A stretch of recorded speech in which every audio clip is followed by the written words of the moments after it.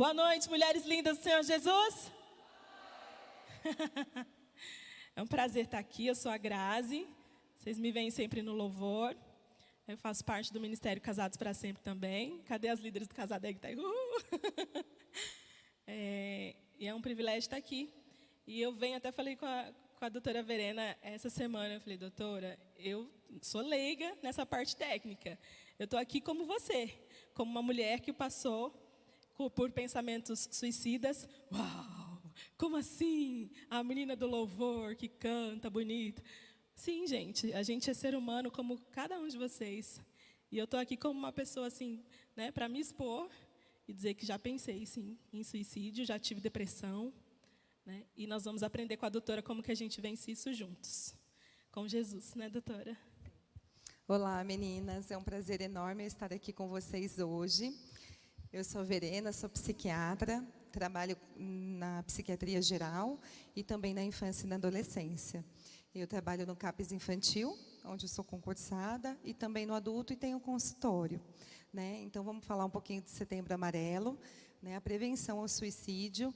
A gente não pode só falar em setembro, né? Porque só faz as palestras em setembro e tudo, mas a gente vivencia isso mesmo no consultório, tanto no CAPES, tantos pacientes que pensam na morte, que pensam em tirar sua própria vida, né? Que têm desilusões, problemas, que pensam que aquilo não tem mais solução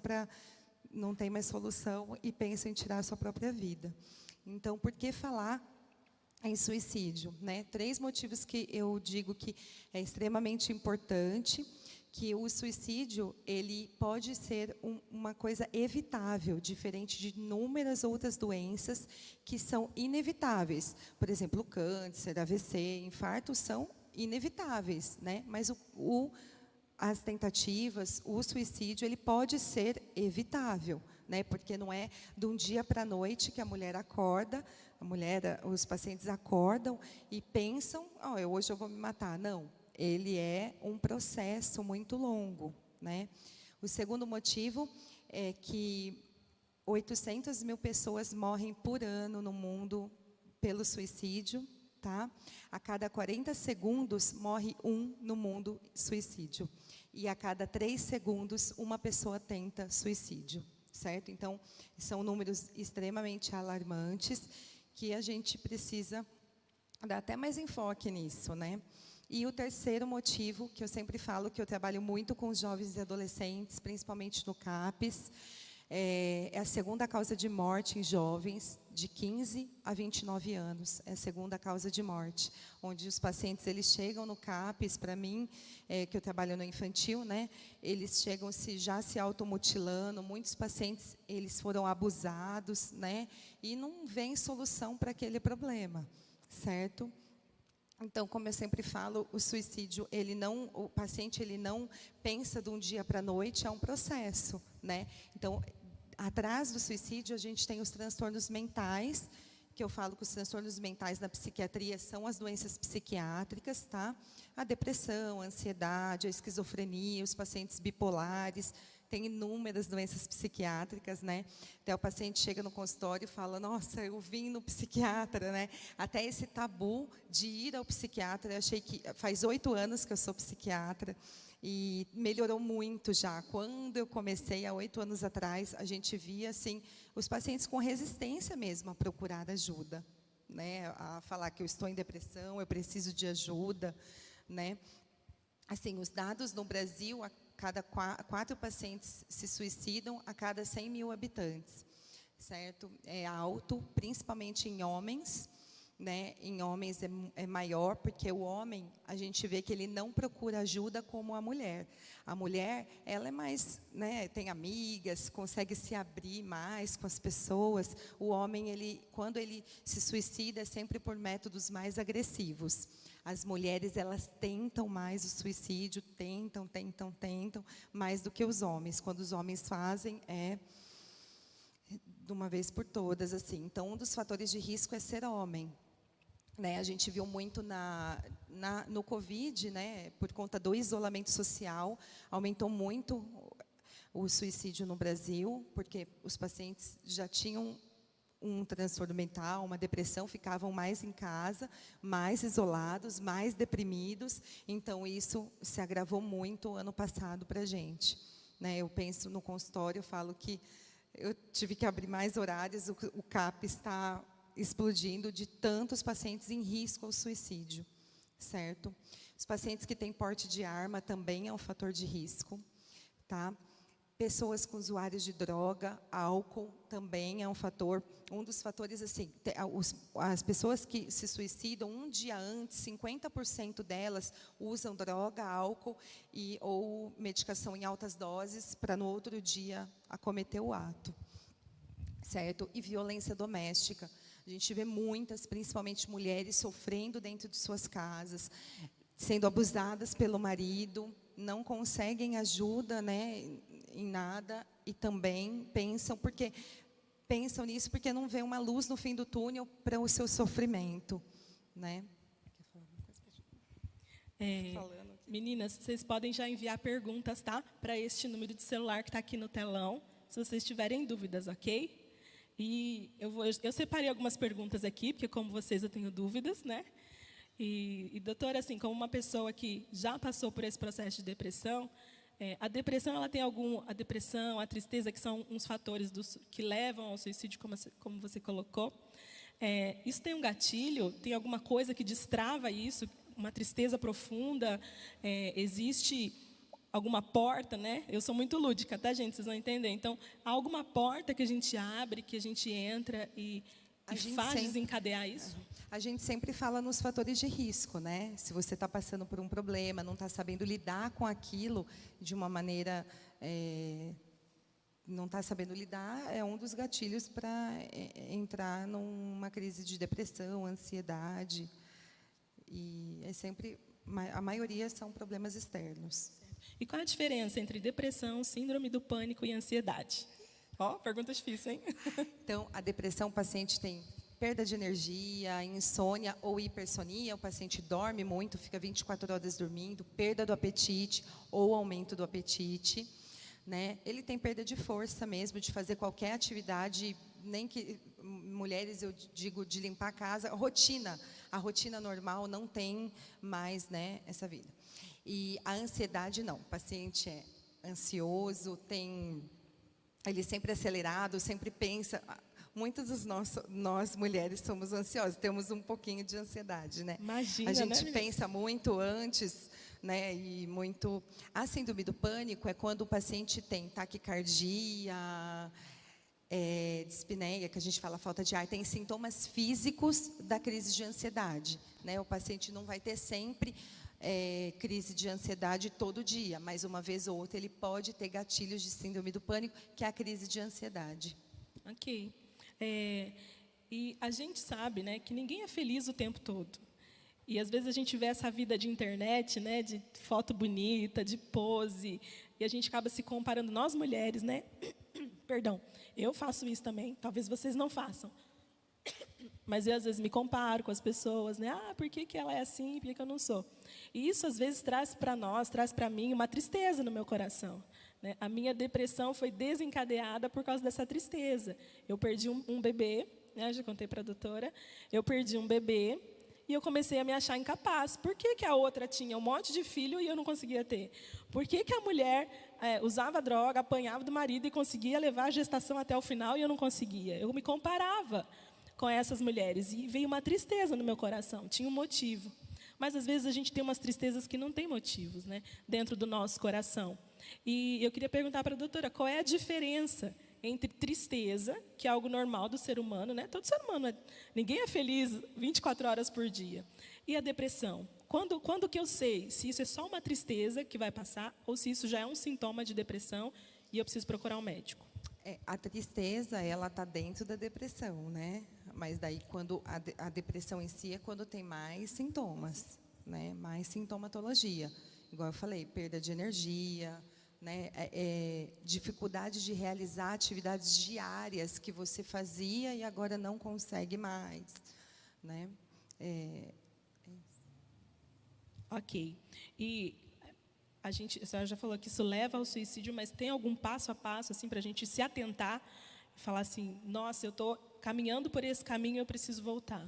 Sim, quando o paciente ele chega a falar, né? Assim, eu tenho vivências no consultório, ele chega a falar em morte, né? Não, eu vou tirar minha vida porque não está dando mais, eu não aguento mais, né? É uma dor insuportável, eu não aguento mais também o problema que está me causando. Eu lembro que eu tenho uma paciente que foi estuprada pelo pai, ela veio a mim desesperada porque ela foi estuprada pelo pai até 15 anos da vida dela. Então, ela perdeu a virgindade dela com o pai dela. E ela, em desespero, porque a mãe não podia saber do sofrimento dela, né? Ninguém sabia, e ela tentava suicídio porque ela não via uma luz, não via luz no fim do túnel mesmo, né? A gente sabe que os abusos é muito distante de muita gente, mas ele é muito comum, tá? No CAPS Infantil, eu sou responsável por acolher essas pessoas, principalmente meninas, são abusadas frequentemente, piorou muito na pandemia, onde os pais, os padrastos, os avós ficam com essas crianças, porque quando eles iam para a escola era muito melhor, né? Tinha um fator protetor de ficar o dia todo na escola, se alimentar, ficar lá, e agora eles ficam em casa, os pais se drogam, e abusam dessas crianças, né? E isso é minha rotina diária no CAPS, né? Até faz um mês atrás eu estava bem cansada, assim, de atender essas crianças, porque aumentou muito o volume de abuso sexual. Eu pedi a conta, liguei para a chefe do CAPS e falei: Luciana, eu não aguento mais, né? Eu não aguento mais, faz 8 anos que eu faço isso, e essas crianças sendo abusadas, e a gente precisa fazer alguma coisa. E ela disse: não, Verena, você não pode pedir a conta, só tenho você que faz esse serviço. E eu falei: eu vou te dar mais uns meses aí, mas eu creio que Deus tem um propósito sobre a minha vida ali, né? É difícil, porque pego crianças de 5, 6 anos, eu tenho que tirar da família, pôr no abrigo, então é bem complicado. E eu vejo que essas crianças, como que elas vão crescer nesse ambiente, né? Então, já vão crescer com doenças mentais, vão crescer com doenças psiquiátricas, que a gente sabe que mais para frente são crianças que tem muito adolescente agora, tá, né? Se automutilam os punhos. Eles chegam no CAPS, mesmo no consultório, né? Automutilação, adolescentes que usam droga de 15 anos, né? Então é bem complicadinho. Tem 3 perguntinhas bem parecidas aqui das amadinhas, e eu vou juntar tudo numa só, tá, meninas? Então, existem fases nessa depressão, e as mães perguntaram: como pais, como podemos ajudar os nossos filhos? Como a gente identifica esses sintomas de depressão nos filhos, né, ou de ansiedade, né, ou de outro transtorno, e como a gente ajuda os nossos filhos? Assim, a identificação é quando olha, é muito comum o adolescente parar, ele começa a se vestir com moletom comprido. E quando ele começa a se vestir com moletom comprido, é que você já fica de olho, porque ele não se vestia assim, e começa a se vestir assim. A gente percebe que ele já está se automutilando, tá? E perceber, assim, a tristeza no olhar, né, a falta de energia de fazer atividades mesmo da escola, né? Os pais têm que estar atentos a isso e não deixar, né? Tem pais que chegam no consultório que o adolescente já está na margem para pular, né? Eu falo, já percebe antes, né? Tem muitos adolescentes e jovens com crise de ansiedade por conta da pandemia, né, vindo ao consultório com crises de ansiedade, assim, né? Não deixe chegar, né? Perceba, conversa, né? Eu penso que a conversa, o acolhimento, o amor, porque muitas das vezes eu até brinco que tem um paciente que chegou um consultório, uma paciente, ela se matou. Uma médica, posso falar, é amiga minha, não fui eu que tratei. Ela brigou com o namorado, né? E os pais diziam: isso aí depois você arruma outro. né, a gente pensa que a dor do outro é a dor do outro. A gente precisa respeitar a dor do outro, né, e acolher a dor do outro, amar o outro, né. Muitas vezes, para você, o término de um namoro pode não ser nada, mas para essa pessoa é muito. Né, e ela começou a dar indícios de depressão, ficou um ano extremamente deprimida, capotou o carro e não conseguiu. E um dia ela falou: mãe, eu estou muito bem, pode sair e tirar um dinheiro meu no banco. Quando a mãe chegou, ela estava enforcada dentro da lavanderia, morta. E então, assim, o que eu penso, né? Nós mulheres, né? As mulheres são mais fáceis, né? De se abrir, de ter amigos, né? A gente tem que acolher essas pessoas, né? Ouvir, amar, estar junto, falar, ó, chegou num ponto, vamos no médico, vamos se cuidar, vamos se tratar, porque muitas vezes a gente acha que, isso aí vai passar, né? Mas não é bem assim, né? A dor sua é diferente da dor do outro, né? É muito interessante como a Bíblia fala muito sobre isso, né? Sobre a gente amar ao próximo como a nós mesmos, sobre olhar no olho do próximo. Às vezes a gente passa muito tempo olhando outras coisas, né? Eu falo como mãe, eu falo me corrigindo também, que às vezes eu passo mais tempo, né, olhando a sujeirinha da casa e não olho no olho do meu filho. E eu não conheço meu filho, né? Às vezes a gente passa muito tempo corrigindo outras coisas e você não sabe quem é o melhor amigo do seu filho. Quem são as pessoas que estão influenciando o seu filho lá fora? Se eu te perguntar hoje aqui para vocês, mães, quem são os melhores amigos dos seus filhos? Vocês conhecem? Você sabe nome, sobrenome, endereço, com quem anda, o que faz, quem são os pais? Qual é a cor favorita do seu filho? Qual o nome? Meu filho tem 8 anos. Então, qual que é o nome dos desenhos que ele gosta? Por que ele gosta daquilo? Se tem alguma pergunta dessa que você não conseguiu responder, hoje, chega amanhã, né, talvez seu filho chega e começa a fazer essas perguntas para ele. Filho, o que você gosta? Qual é a sua cor predileta? Isso mostra que a gente se importa. E eu acho que um dos gatilhos para ativar todas essas doenças é a gente não se sentir importante. Então, quando os filhos começam a não se sentir importantes, eles vão buscar em outras coisas aquilo que eles queriam dentro de casa. E a gente sabe, assim, que a rotina de uma mãe hoje em dia é corrida, né? Então, é tão corrida que muitas vezes a gente deixa de lado de observar as coisas, né? Né? E muitas das mães têm preconceito de, eu vou levar meu filho no psiquiatra, né? Vamos tentar. A gente faz o acompanhamento com a psicóloga também, é bem importante, eu não falei isso. E os pacientes com ideação suicida concreta, a gente interna em um hospital psiquiátrico. A gente tem vários hospitais psiquiátricos. Infelizmente, se eu não tiver, quando o paciente ele chega para mim com um vínculo familiar muito grande, com os pais, né, que tem vínculo familiar, eu fico tranquila, porque ele está sendo amado, ele está sendo cuidado, ele está sendo ouvido, eu sei que o prognóstico é melhor, eu sei que ele vai melhorar.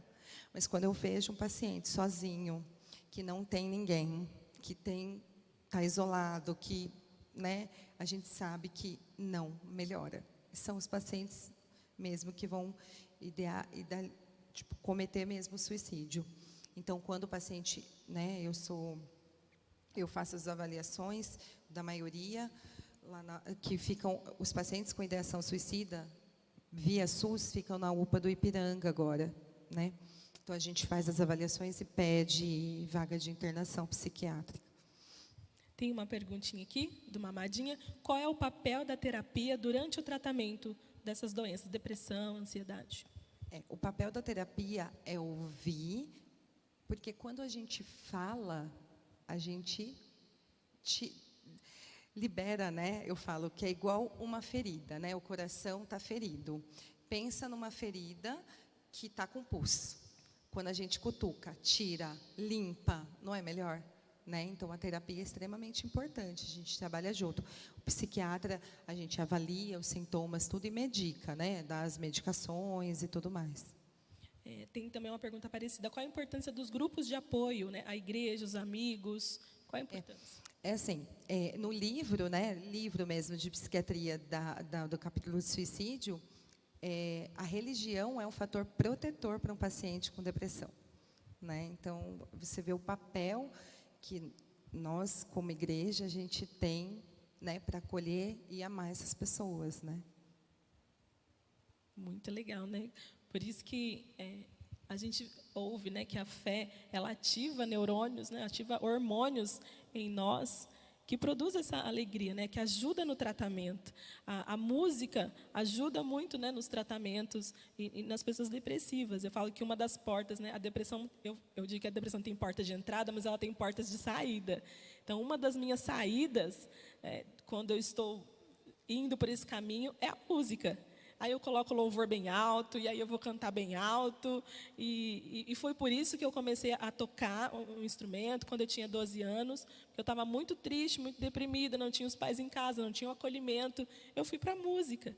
E depois, através da música, eu conheci a Cristo, que me deu esse sentimento de preenchimento, de uau, eu sou amada por alguém, né? Como nós cantamos aqui no começo. A gente é amado. Eu falava, uau, eu sou amada. Eu tenho Cristo no meu coração. E aqueles pensamentos de suicídio que eu tinha aos 12 anos, eles foram embora, porque eu falava assim, como eu vou ser injusta? Alguém desceu do céu, veio aqui, morreu por mim, me deu um presente, e eu vou jogar fora na cara de Deus esse presente. Eu vou simplesmente tirar a minha vida e jogar na cara de Deus aquilo que Ele me deu, com tanto amor e carinho. Então, a igreja, a fé, são gatilhos para a gente sair dessas portas também, né? Vou colocar aqui mais uma perguntinha das amigas. Continuem mandando, gente. Falamos do grupo de apoio. Vamos ver mais uma aqui. Nossa, tem uma pergunta enorme. Como podemos... Eu não sei, a senhora vai entender, eu não estou entendendo. Como podemos ajudar o PCT numa crise de pânico? O que é PCT? Hã? Paciente. Como podemos ajudar um paciente com uma crise de pânico? A crise de pânico, vamos lá. A gente tem no cérebro a hipófise, o hipotálamo, ele libera um hormônio na suprarrenal do rim, tá? Só para vocês saberem. Daí no rim é liberado células inflamatórias. Essas células inflamatórias, elas aumentam o nível de cortisol. E esse aumento de nível de cortisol atua no coração, dando taquicardia, atua no pulmão, dando falta de ar, atua no pâncreas, no fígado, aumentando a glicemia. Muitos pacientes têm crise de pânico e têm aumento de pressão, né? Aumento de glicemia e tudo mais. Então, é eixo, hipófise, hipotálamo e tudo mais. Então, ajudar, a gente precisa... Por exemplo, o chocolate escuro, ele aumenta a serotonina, né? É uma ajuda. Tem uma pacientinha no CAPS que ela tem crise de pânico, onde eu falei, não, eu já dei todos os remédios, agora eu vou comprar um brigadeiro para você bem grandão, não do pequenininho. E é pertinho desse momento ali, eu fui correndo, comprei um brigadeirão. Sabe aqueles brigadeirão de padaria? E ela ficou comendo e se acalmou. Mas é bem complicado. A gente tem... respiração, né? O andar, o caminhar, fazer exercício melhora as crises de pânico, né? Temos medicações de urgência para isso, certo? Mas temos as respirações, exercício físico, né? Pôr música para se acalmar, tem várias maneiras assim. Uma perguntinha. Como saber se estou tendo uma crise de ansiedade? A crise de ansiedade, a crise é quando o paciente começa a ter falta de ar, a garganta, ela fecha, tem taquicardia, tremor. É muito comum o paciente ter formigamento, né? O paciente, ele chega no pronto-socorro pensando que está infartando, né? Porque ele tem a dor do infarto, eu falo. Dor no peito, que irradia para o braço esquerdo, com formigamento muito grande. A gente diferencia muito com a questão do formigamento. Perguntinha, existe cura para a depressão? Sim. Se você tratar corretamente, depressão, né? E ansiedade, perdão. Depressão e Dos ansiedade. dois, sim. Tem pacientes que a gente consegue dar alta. Eu penso, a psiquiatria, ela é uma profissão que você casa com o paciente por muito tempo, né? Mas a gente consegue, se o paciente fizer um tratamento correto, né? Melhorar, mudança dos hábitos de vida, procurar psicoterapia, tomar o remédio corretamente, né? A gente sabe que tem melhora. O que fazer com o filho hipocondríaco? Isso é sinal de depressão? Não. o hipocondríaco é sinal de transtorno de comportamento. As perguntas. Que dentro da psiquiatria da infância e da adolescência, que eu puxo sardinha porque eu amo, né? É minha área. A gente tem os transtornos de comportamento dentro, melhora muito com a TCC, que é a terapia cognitivo-comportamental. Esse comportamento, que é comportamento, não é transtorno. Okay. Tem duas perguntinhas aqui falando sobre como a gente lidar com pessoas que assim, a gente convive na mesma casa com pessoas com depressão. Como a gente trata essas pessoas? Como falar com elas? Como lidar com essas pessoas que moram ali dentro da mesma casa que a gente? A gente sabe assim que muitas das pessoas falam assim, não vou ficar passando a mão na cabeça, enche o saco, né? Tem muita gente que faz mecanismo secundário à depressão, né? Eu tenho um quadro depressivo e eu ganho algo com o quadro, né? Então a gente tem que sempre estar de olho nisso, né? Mas assim, acolher, levar, sempre chamar para a realidade essa pessoa, né? Não adianta você ficar toda hora acariciando ela por aquele motivo, não. Vamos sair, vamos passear, vamos ir no médico, vamos reagir, né? Mas eu estou aqui com você, né? Ninguém está falando, você tem que reagir, levanta da cama, sai. Não, vamos comigo, vamos fazer, né? Vamos fazer exercício físico, vamos ao médico, eu estou aqui com você, eu amo você, eu estou com você. Mas não na maneira de julgar o paciente com aquilo, mas na maneira de acolher e animar mesmo, né? Sim. Muitas vezes a gente trata a outra pessoa como manha, né? Ela está fazendo manha. Ela está fazendo graça. Isso aí é para chamar atenção. E a gente precisa, às vezes, dar uma atenção maior, né? A gente, como igreja, eu lembro lá atrás, quando eu tinha meus 12 anos, tá endemoniada. Essa pessoa está com demônio. Tem que orar. Põe a mão na cabeça, joga óleo na cabeça. Isso só piora, né, doutora? Sim. Mas, assim, eu, como psiquiatra, vocês podem até estar com a pulga atrás da orelha, né? Ai, mas como que ela vê, né, um paciente? Eu já peguei paciente endemoniado, né? Que eu falei, esse paciente está endemoniado, né? Esse paciente não é esquizofrênico, né? Então, assim, eu peço muito para Deus me dar o discernimento também, porque é muito difícil, né? Os pacientes esquizofrênicos graves, se você vê, você fala, não é possível. Até os autistas graves que eu atendo, você fala, não é possível, deve ser demônio, né? Mas eu já peguei paciente de impor a mão mesmo, eu não tenho medo disso não, porque a gente, se Deus me deu, isso é um canal de bênção sobre a minha vida, né? Eu preciso, né? Quando eu me formei, eu prestei residência de neurocirurgia, eu operava tumor cerebral. Fiquei 1 ano operando tumor cerebral na Unesp, no hospital de base, e eu passava visita nos pacientes muito demorados, meus preceptores queriam me matar. E daí eu pensei, não, isso não é para mim, porque eu gosto de conversar, fico conversando, passo visita, porque eu via aquele sofrimento, né, um tumor cerebral, paciente morrendo, o outro morrendo, e eu ficava com a família acolhendo, eu falei, não, pedi minha conta, daí eu fui fazer psiquiatria. Mas não é fácil, não. Muitas vezes a gente tenta... até nas questões do estupro, muitas vezes me cansa bastante, assim, porque eu tenho que, né, lidar, principalmente a mãe não acredita na criança, ela acredita no padrasto, acredita no vô, em todo mundo, menos na criança. Então, é bem complicado. Eu vou tentar resumir um monte de pergunta aqui. Como lidar, né, com esquizofrênico, pessoas bipolar, e tem uma aqui, como você se cuida para você não se afetar com essa situação? O esquizofrênico e o bipolar são transtornos psicóticos, eles estão na mesma classe, tá? O bipolar, ele tem oscilação do humor muito significativa, um dia ele está bem, outro dia ele está mal, um dia ele está muito eufórico, outro dia ele está muito deprimido, diferente da distimia, que é um outro tipo de transtorno psiquiátrico. A distimia é aquele paciente reclamão, só reclama, é distimia. E a esquizofrenia são transtornos psicóticos graves, onde o paciente tem alucinação visual, auditiva, agressividade, né? É bem grave. Faz tratamento para depressão e ansiedade? Como faz para ajudar alguém que apresenta os mesmos sintomas, mas não aceita procurar ajuda? Como que a gente faz quando a gente identifica tudo isso, mas a pessoa não quer ser ajudada? Não, é bem difícil, né? Mas você tratando, você pode expor para ela como você se sente no tratamento, né? Eu estou melhor, acho melhor você fazer isso. Ai, como eu me cuido, né? Nossa, como eu me cuido. Não, eu estou bem, viu, gente? Como elas se cuidam. Eu sou super calma. Sou super calma, eu estou bem, eu tenho Jesus. Tem muitas pessoas que chegam no consultório e falam, eu estou em um vazio tão grande, mas tão grande, mas tão grande, mas eu fico olhando, eu falo assim, nem remédio nenhum vai melhorar esse vazio, né? Eu fico pensando, bem.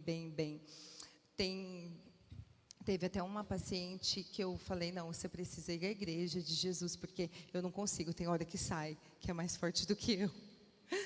Mas é muito complicado, porque a maioria dos médicos são ateus, né? Os meus professores preceptores da USP de São Paulo, ele é o melhor psiquiatra da infância e da adolescência do Brasil, ele é ateu e é bem complicado, né?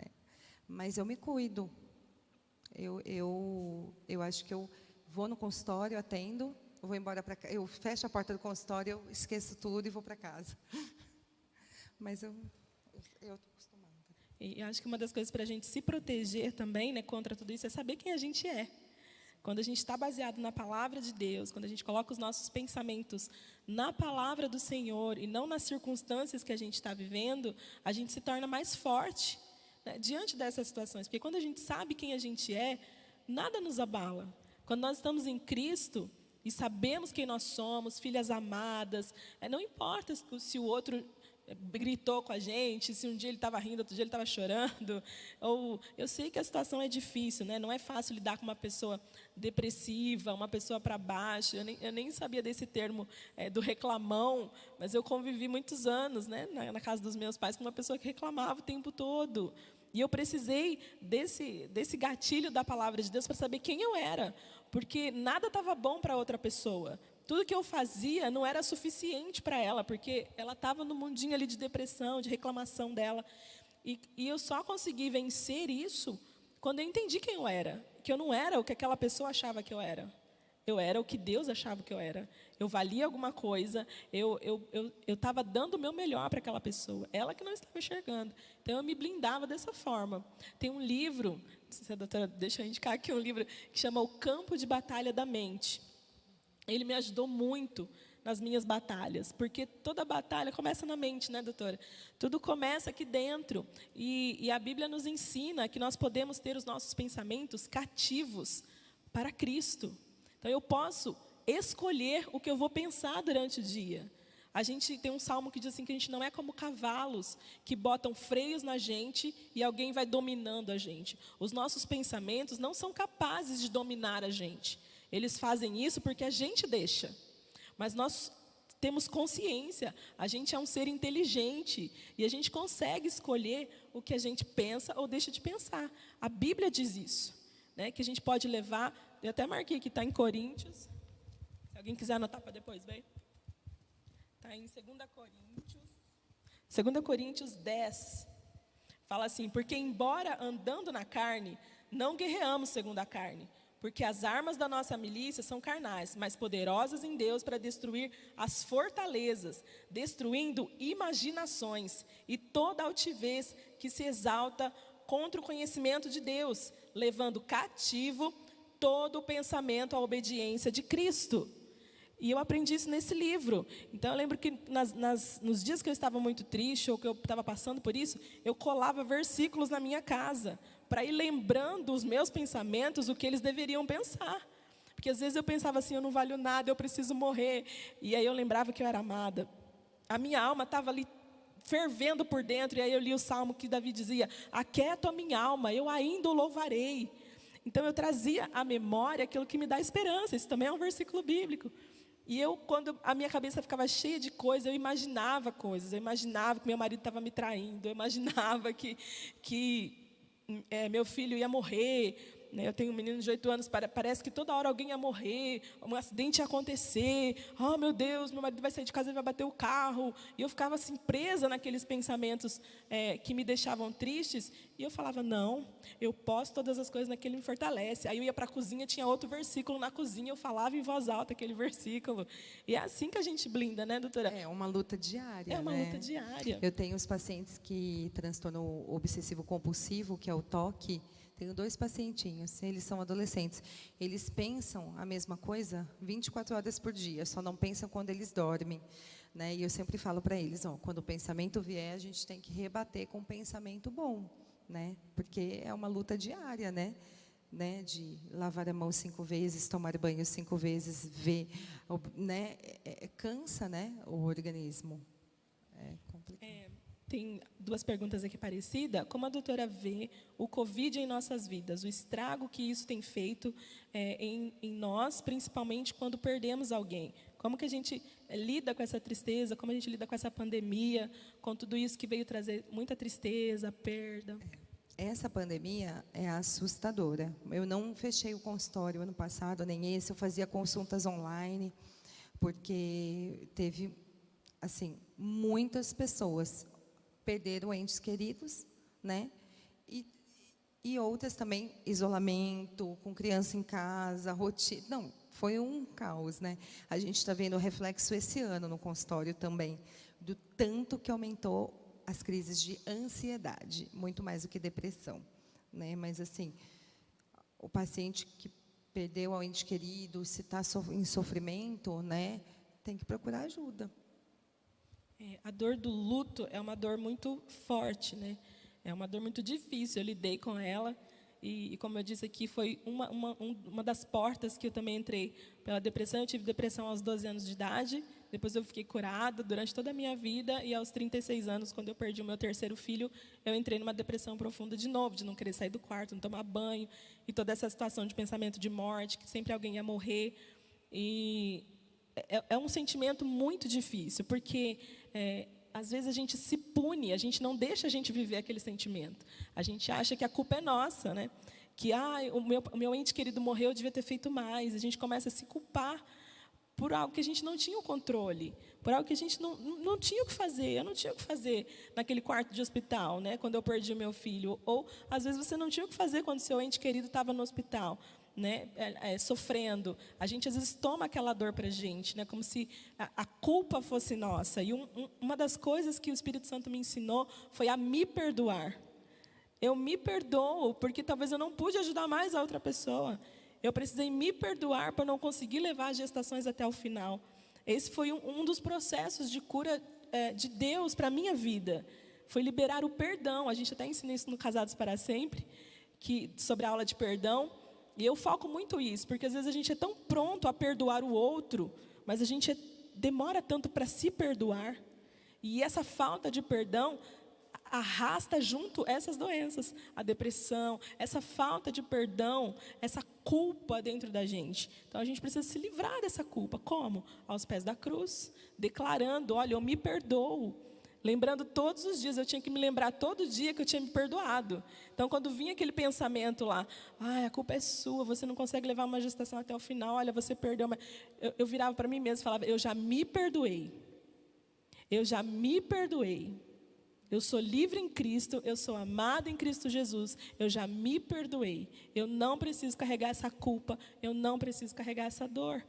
E aí, gradativamente, eu fui me livrando desses pesos e destravando essas portas. Era assim que eu me enxergava, num quarto escuro, e eu ia abrindo portas, entrava num quarto mais claro, abria outra porta, e o Espírito Santo comigo, e me levando por esses lugares e fazendo eu descobrir, primeiro, que eu era amada, que eu era perdoada.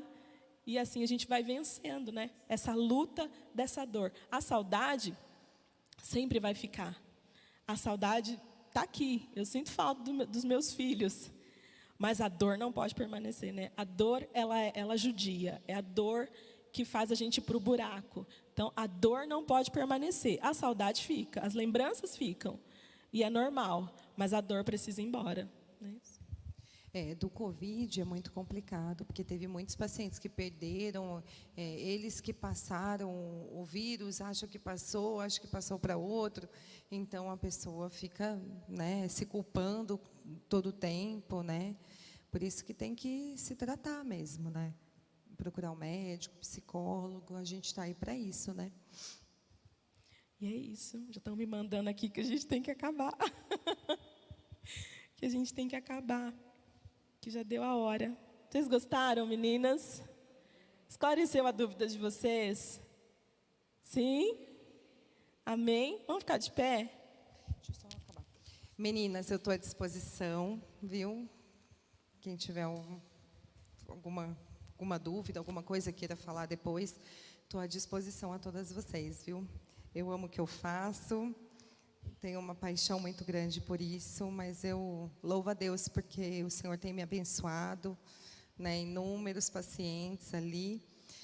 Amém. Que você possa ter sido esclarecida, que você coloque em prática isso que a gente falou aqui, de se perdoar, de caminhar com o Senhor, de espalhar versículos na sua casa, né? Quem sabe essa outra pessoa que também está precisando de ajuda vai ler esses versículos, vai ser tocada também. Ore por essas pessoas, ore por essas famílias, coloque isso nas suas intercessões. Há muitas famílias sendo destruídas, né, doutora, por essas doenças, e talvez Deus quer usar a sua vida para ajudar essas pessoas. Nós somos curadas para curar, né? É assim que nós aprendemos. Então, deixe o Espírito Santo te usar, te curar, para você curar outras pessoas.